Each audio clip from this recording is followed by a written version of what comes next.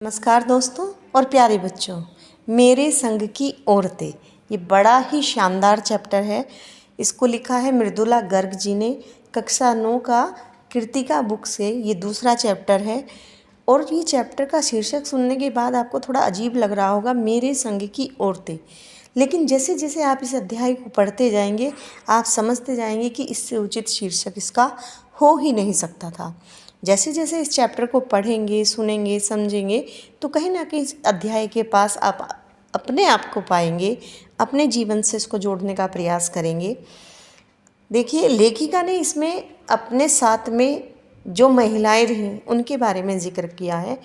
आपका भी अनेक महिलाओं से संबंध रहा है, क्योंकि आपके जन्म से पहले आपकी माँ का संबंध आपसे जुड़ जाता है, आपकी बहन है, आपकी बुआ, चाची, नानी, दादी, तो बहुत सी महिलाएं हैं जिनका आपके जीवन में योगदान होता है। तो यहाँ पर लेखिका सबसे पहले बात करती है अपनी नानी के बारे में। नानी जो कि बिल्कुल सीधी सादी थी, अनपढ़ थी, पर्दानशी थी, साधारण सी सूती धोती पहनने वाली, साधारण से परिवेश में रहने वाली महिला थी। चुप रहती थी, ज़्यादा किसी से बात नहीं करती थी, घरेलू महिला थी। लेकिन उनके पति जो थे यानी लेखिका के नाना थे, वो विलायत में पढ़ने गए। और विलायत में पढ़ने गए तो उन पे विलायती हाव भाव, बोलचाल, पहनावा, वो सब कुछ उन्होंने अपना लिया। लेकिन उन्होंने कभी लेखिका की नानी को ये सब अपने तरीके से चलने के लिए कभी नहीं कहा कि मैं इस तरह से ओढ़ता पहनता हूँ और तुम्हें भी अच्छी तरह से रहना चाहिए। कभी उन्होंने दबाव नहीं बनाया। और ना ही लेखिका की नानी ने कभी अपने पति से किसी भी तरह की इच्छा जाहिर करी, कभी किसी तरह की आकांक्षा जाहिर नहीं करी, कभी अपनी पसंद नापसंद का जिक्र नहीं किया। तो ऐसी सीधी सादी थी लेखिका की नानी। अब देखिए, ऐसा क्या हुआ कि इस पाठ में लेखिका को अपनी नानी का जिक्र करना पड़ा। लेखिका की नानी जो कि उनके जन्म से पहले गुजर चुकी थी, लेकिन अपनी माँ से उनके बारे में उन्होंने काफ़ी कुछ सुना था, उसी आधार पर उन्होंने अपनी नानी के बारे में लिखा है। जब नानी का अंतिम समय आया, उस समय लेखिका की माता सिर्फ 15 वर्ष की थी और अंतिम समय में उन्हें अपनी बेटी की चिंता हुई। तब वो अपने पति से कहती हैं कि मुझे आपके मित्र प्यारेलाल शर्मा से कुछ बात करनी है। प्यारेलाल शर्मा जी जो थे एक स्वतंत्रता सेनानी थे, लेकिन लेखिका के जो नाना थे वो साहबों के तौर तरीके से रहते थे, इसलिए अंग्रेज़ों से उनका ज़्यादा मिलना जुलना था। अब इतना समय बाकी नहीं था कि कारण जान सके कि क्यों मिलना चाहती हैं। घर में सबको आश्चर्य था, क्योंकि जो महिला ने कभी किसी पराये पुरुष से बात नहीं की, कभी किसी के सामने नहीं आई, हमेशा घूंघट किए रखा, कभी किसी से फालतू बातचीत नहीं की, अचानक वो प्यारेलाल शर्मा जी से क्या बातचीत करना चाहती है। तो बिना समय गंवाए प्यारेलाल शर्मा जी को उनके सामने हाजिर कर दिया गया। लेखिका की नानी ने उनसे कहा कि मेरी बेटी जिसका रिश्ता उसके पिता तय नहीं करेंगे, आप उसका रिश्ता तय करेंगे, उसका विवाह आप करवाएंगी। तब कारण पूछने पर लेखिका की नानी कहती है कि मैं नहीं चाहती मेरी बेटी की शादी किसी साहबों के, साहब यानी अंग्रेज़ों के गुलाम से हो। मेरे पति जैसे हैं वो ऐसा ही वर ढूंढेंगे, लेकिन मैं ऐसा लड़का चाहती हूँ जो देश के लिए काम करे, पढ़ा लिखा हो, अच्छा हो।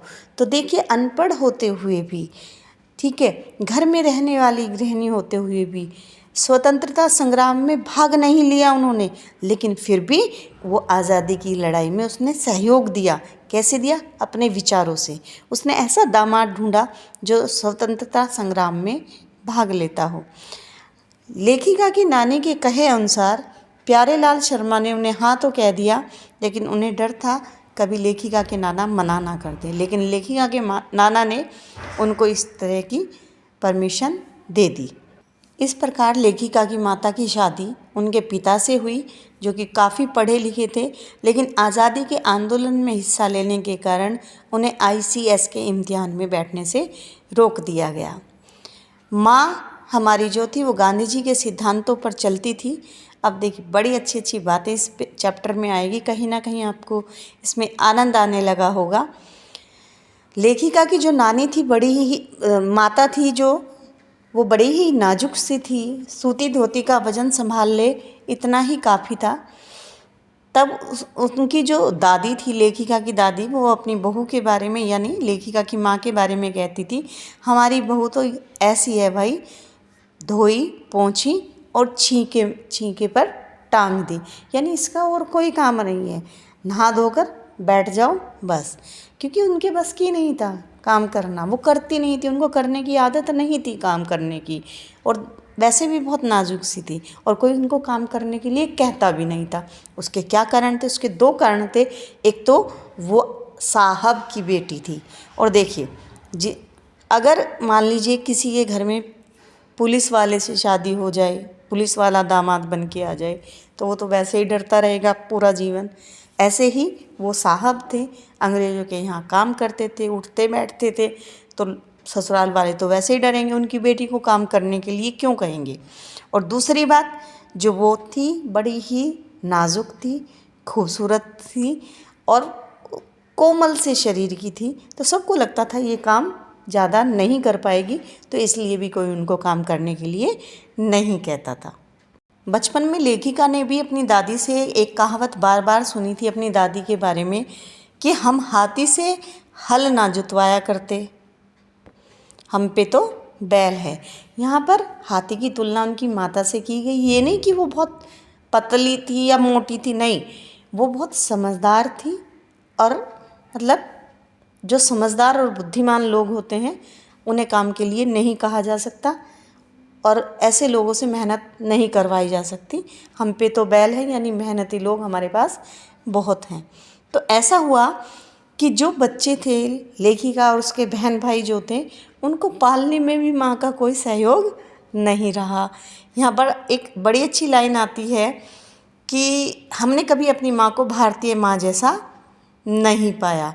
ऐसा क्यों कहा? देखिए, भारतीय माँ कैसी होती है, अपने बच्चे को तमीज़ सिखाती है, तमीज़ उन्होंने भी सिखाई, अपने बच्चे को खाना बनाना, घर संभालना, रिश्ते संभालना, ये सब कुछ सिखाती है। लेकिन लेखिका की माँ ने ना तो कभी कुछ ऐसा किया, ना उन्हें सिखाया, ना कभी घर संभाला, ना कभी बच्चे संभाले। माता को छोड़कर बाकी सब हमें पालने में, हमारे काम करने में लगे रहते थे। हमारी दादी, हमारी माँ की जो जेठानियाँ थी, जेठ, स्वयं पिताजी भी, सब लोग, लेकिन हमारी माताजी कुछ नहीं करती थी। लेकिन हाँ, उनकी बात सब मानते थे उस घर में। क्यों मानते थे? क्योंकि वो दिल की बड़ी साफ थी, वे कभी झूठ नहीं बोलती थी, और किसी की गोपनीय बात को किसी दूसरे तक नहीं पहुंचाती थी। इसलिए सब उनको मन का बड़ा सच्चा मानते थे, और कोई भी उन पर काम का दबाव नहीं देता था। इस कारण उन्हें घर वालों का आदर मिला। दूसरे कारण से बाहर वालों की दोस्ती मिली, क्योंकि लोग इन पर विश्वास करते थे, अपने दुख, अपने समस्याएं उनके सामने कहते थे, लेकिन कहीं वो जाती नहीं थी। यहाँ तक कि बचपन में किसी की भी चिट्ठी आने पर उससे यह नहीं पूछा जाता कि इसमें क्या लिखा। घर में सबको आज़ादी थी, माँ को भी आज़ादी थी, वो कभी नहीं पूछती थी किसी से कुछ भी। हमारा परिवार बड़ा था, 6 बच्चे, और साथ में सास ससुर आदि के साथ रहते हुए भी हर व्यक्ति दूसरे व्यक्ति के निजित्व का यह ध्यान रखता था, प्राइवेसी का ध्यान रखता था। लेकिन अब तो क्या होता है, आज के समय में कुछ मतलब मसाला चाहिए, एक ना एक हमें एक दूसरे के बारे में जानना है, अपनी जानकारी हो या ना हो, लेकिन दूसरे के बारे में जानकारी रखनी ही रखनी है। तो ये था पहला भाग। अगला भाग मैं अगली वीडियो में अपलोड करूँगी। मुझे विश्वास है आपको ये चैप्टर समझ आया होगा। प्लीज़ लाइक करिए, शेयर करिए, और सब्सक्राइब अगर नहीं किया है तो सब्सक्राइब करिए। धन्यवाद।